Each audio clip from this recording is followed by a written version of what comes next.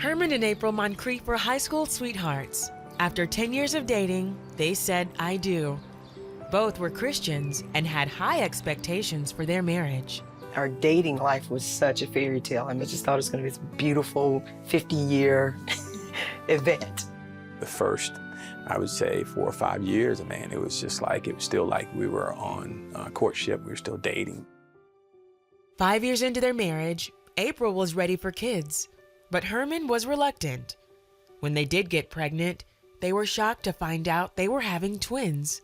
And I remember the doctor saying, "I see 2 heartbeats," and normally people would be excited, and I was.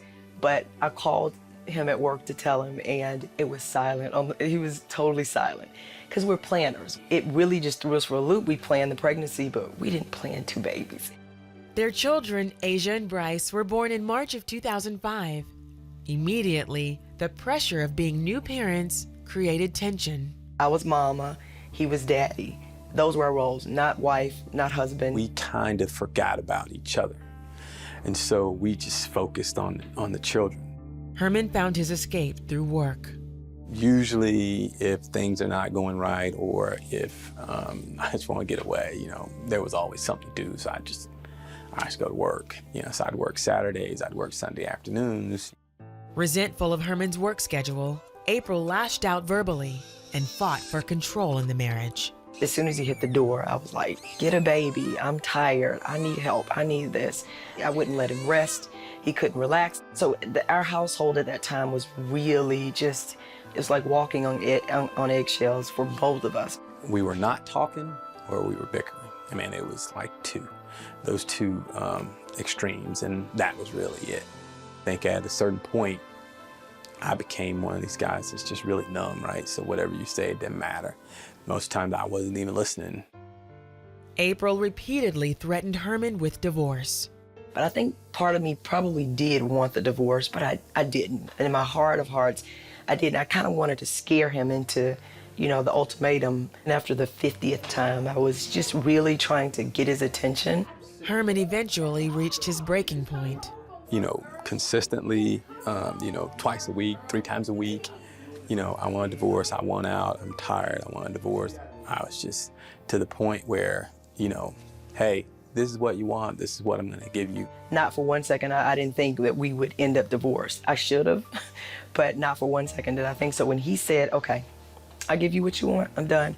The pride in me was like, fine, but inside I was screaming like, no, I don't want this. I didn't take the time to, to really pray about it. I didn't take the time to, consult God and understand, what's his role in this whole situation. And I was just like, nope, I'm not doing any counseling. I'm not talking to anybody. I'm just signing. In 2006, the divorce was final. Reality hit for Herman when April moved 2 hours away to be closer to family. That's when I felt a huge sense of loss. When you're basically in a place of solitude and you've got a lot of time to think, a lot of late nights, and there's no one around but you. You have a lot of time to think. You had a lot of time to pray, and you get a level of clarity.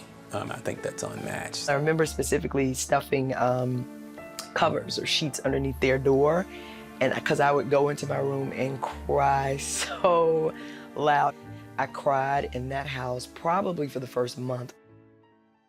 Herman drove to see the children almost every weekend, and during his visits, Herman and April spent time alone again. The kids were away. I knew they were safe. They were with my parents.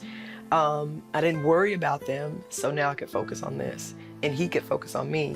And so we started to kind of rekindle the magic that was gone when the babies came out. I don't think I ever stopped loving her, I'm saying.